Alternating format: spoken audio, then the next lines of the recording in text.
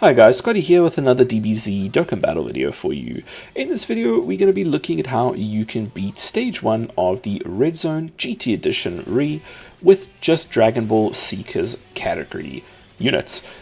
If you can get it done with just Dragon Ball Seekers category units, it will give you an extra 7 stones, so 10 stones total up for grabs for the stage. Got the team up on the left there, and we're going to be mainly going Daima team with a little bit of Tech Pan thrown in there as well. You can also sub in like Margin Ku, Margin Do there. It does work. I was trying a little bit in the beginning and was just a bit inconsistent. You're relying a little bit more on dodge RNG. So this was a bit more consistent, but if you don't have them, Ku and Do can actually make this work if you're missing 1 or 2 units and you just sub them in for those units.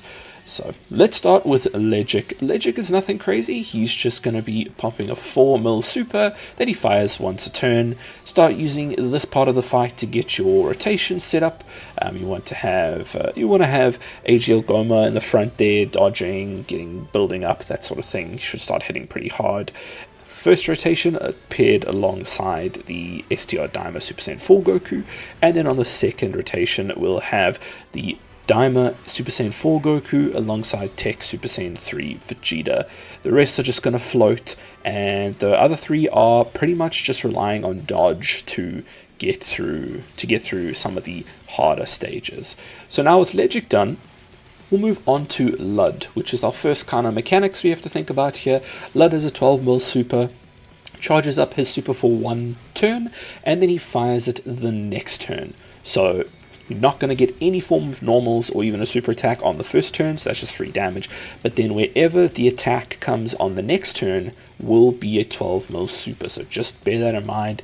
Might want to put a dodge character in place there. You might have to mess up your rotations a little bit as well, depending on where that goes, because yeah, it's a big super and you'll need someone to dodge it. We're going to try burst Luud down. He doesn't have a ton of health, so hopefully kill him within 2 turns so that you only have to deal with these super once off, or at least 3 turns, and then you won't have to worry about the second and fourth turns where the super will be fired. Just a little note with the dodge units, Pan can be really fantastic in slot 1. If you put in slot 1, she's going to have 80% damage reduction. And then if you do have an active item, she's like a Wheeze or an Icarus, she's pretty much immortal. So she'll have over 100% damage reduction, so she can be great in like just a little bit of a panic. However, we do want to save our items as much as possible for the final phase, because that's got AoEs and big damage and boosts and everything. So yeah, we quite handily beat Luud on the, I think it is the second, I think we nearly one-turn him. Just depends on your luck with the EX supers, really. And then we just rely on Goma's dodge to dodge the 12 mil, and then we kill him off here. Okay, so onto Meta-Rilldo, and he is one of the most irritating mechanics I've seen ever. He takes all your units and none of them can do more than 8 mil damage per super attack, normal attack, whatever it is. They're actives. Every single attack is limited to 8 mil damage. So you're going to be here for a little while. Units that attack very often, so like that physical Glorio, he attacks quite a few times. He's going to be great for this, so that's going to be really nice. Make sure you've got him, he's there. And yeah, units that attack a lot are going to be best because they're going to be able to chip away more at his health. Doesn't have a ton of health, so you shouldn't hopefully be here too long, but it is just annoying. Doesn't matter about your EX super attacks, about nothing. You're just going to sit there and do the same amount of damage. Now he does fire a 7 mil super, so still it's not, that is still a lot of damage, and it's always in slot 3, so you know where it's coming, and that can be quite frustrating because of your floats. So that can be, just watch out for that. He does 2.5 mil normal attacks, and yeah, like I said, all the damage to the boss is limited to 8 million per attack. So yeah, you're going to want to be dodging that in the third slot. Luckily, all 3 units we brought are are units that dodge, and they get quite high dodge chance. As Glorio gets 80% chance to dodge as long as he does 3 supers in a turn. So just not that you make sure that he does additionals, but hopefully he does enough additionals to get the 80%. Pan has 80% chance to dodge before she misses a dodge and takes a hit, and Piccolo has a lot of dodge on his first and second appearances, and then 70% thereafter. So yeah, you do have a bit of a setup to dodge this. So yeah, this is just a bit tedious. You just need to hit the boss many times as possible with hopefully not dying for your floaters. And then we move on to the big boy at the end here, Super Baby 2. Okay, so Super Baby 2 Giant Ape does a lot of things. We're saving all our actives, any items, all that sort of thing right for the end here. This is when we need it. So he's going to do a 4.2 mil super once per turn. He'll also do a 1.4 mil AoE once per turn.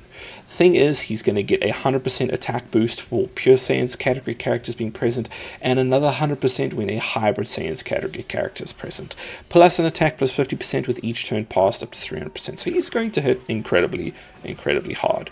And luckily, we've got a bunch of tools at our disposal here. We jump straight into our giant form with Goma. That is going to cancel all AoEs and supers for the turn. When we go back to that turn, all the supers and AoEs would have been fired. Turn counter doesn't increase, so the boss doesn't get to do anything that turn. You just have normals coming at you. Do watch out, the normals can be very strong with the boosts, so you still might take some damage on characters if they don't dodge, so might be worth just popping a wheeze anyway. But if you can get away with your first turn not having any, not using your units, your support items, that does help, and that's what AGL Goma can be very good for with this turn.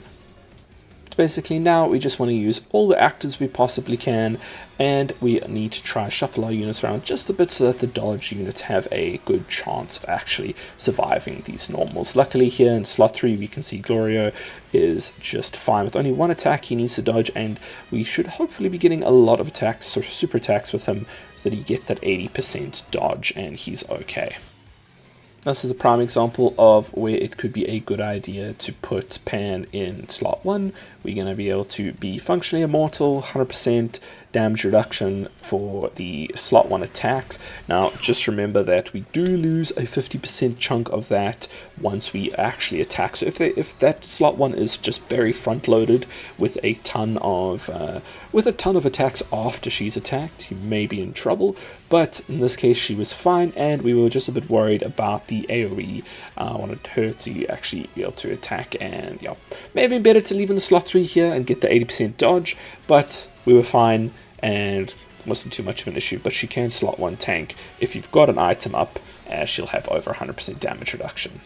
We also know Super Saiyan 3 Vegeta is going to be absolutely fine tanking that super because he's done his active, so he's got his base 30% damage reduction, 30% damage reduction from his active or having over 23 ki, and we've given him the wheeze, so 100% damage reduction. He can tank however big that super is with no issue whatsoever, so he's well suited to sit there as well, and we can hopefully finish this off with all the damage we have coming up.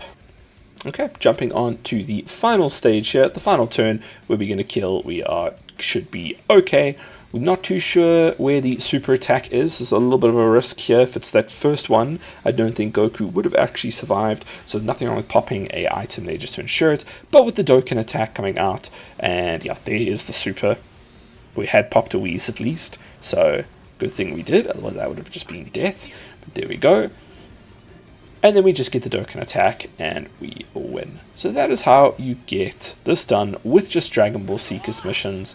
I'll leave you guys with the rest of the fight if you want to watch it, but thank you so much for watching. I hope this helped, and I'll see you guys in the next one.